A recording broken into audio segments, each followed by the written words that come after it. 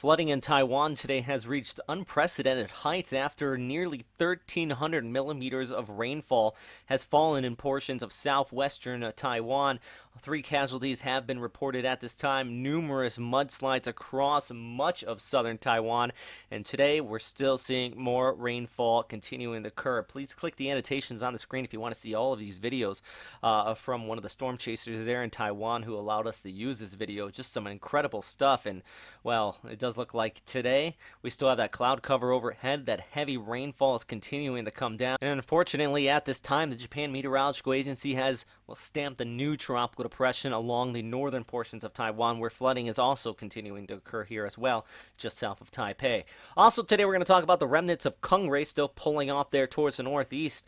There is gale warnings across much of Japan today. Also some severe flooding in western Japan, even some injuries reported up into Hokkaido, and for some crazy reason I'll cover T-Core storm watch actually issued in Yokosuka. But first, that rainfall into Taiwan, and like I said, an absurd amount of rainfall in one area in Chunri Township in Pingtung County. 1,279 millimeters in the past 72 hours. That is over 50 inches of rainfall. Incredible amounts of rain. 990, that's right around 45 inches of rainfall there into Sandaman Township in Pingtung County as well, both in southwestern Taiwan.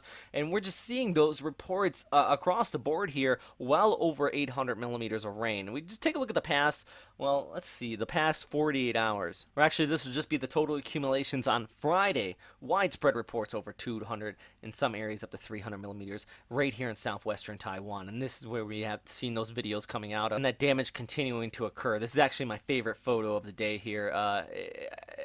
Shouldn't say favorite because there's the rock here, but take a look at that car just beat up behind there. Actually, some of the video you saw earlier, there was a couple cars beat up. The photographer that took those videos did say those were only minor injuries that were reported in those cars. So thankfully, there hasn't been more casualties than are being reported at this time. Now, the bad news here into Taiwan is it does look like more rainfall is going to be expected across the western seaboards due to that inflow around that tropical depression.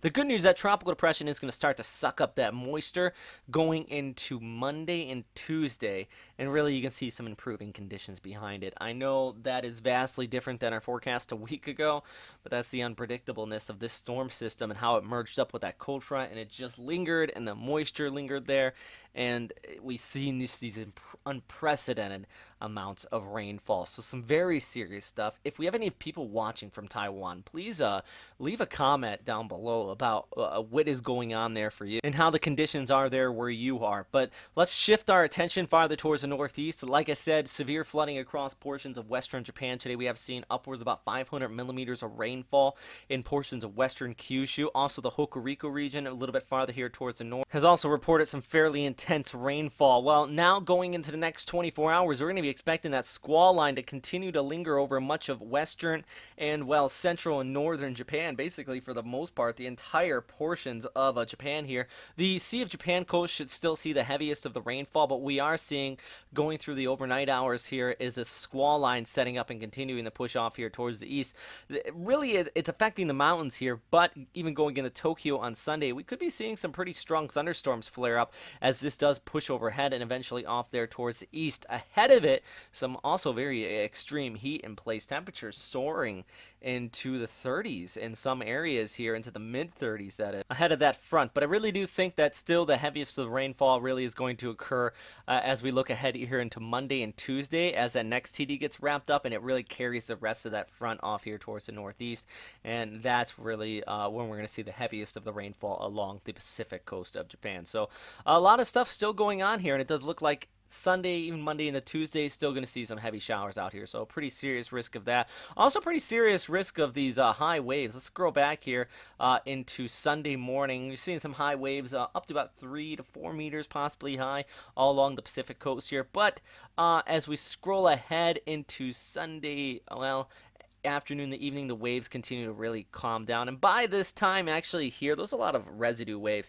because what we're seeing here by Sunday morning, if we pull up the winds at the same time, winds are really starting to taper off as well. This is only like 10 to 20 knots right near the coastline, which brings me to my next topic, and I'm just going to get on a soapbox really quick here, and then I'll be off of it. But Sunday morning, the Yokosuka Naval Base actually they set this on Friday or on Friday night, T-Core Storm Watch, and they're saying throughout the day on Sunday the max winds are gonna be hitting Yokosuka, which the storm's already over northern Honshu, so I'm not sure what exactly that means. But that's not what bothers me. I get it, the forecast changes. What bothers me is right here, T-Core Storm Watch is the conditions set when winds are exceeding 35 knots, sustained potentially gusting up to 50 knots. All right, that's the way the forecast is going to be. But then it says not one line later, two lines later, it is likely winds will not exceed 35 knots. Which one is it, guys? Yeah, so I had a lot of questions today about that, and that's why I'm going on the soapbox for this, because a lot of people are really confused by that. Winds in Yokosuka and already are starting to calm down, and they were max gust 35 knots. The max winds in all of Japan were up to about 104 kilometers per hour.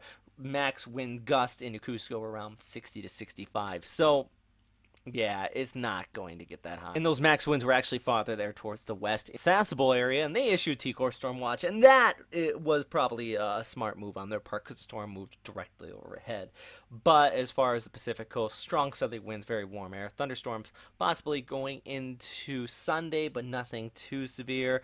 It is going to provide some lightning strikes, but the heavy rain is going to really shift towards the east on Tuesday and Wednesday. Like I said, the main topic today, though, still is the heavy rain across Taiwan, and that really is a serious threat, and it's continuing to come down out here. So I hope everybody stays safe out there, and yeah, thanks for watching. We're going to continue to keep you posted on this very, very severe weather.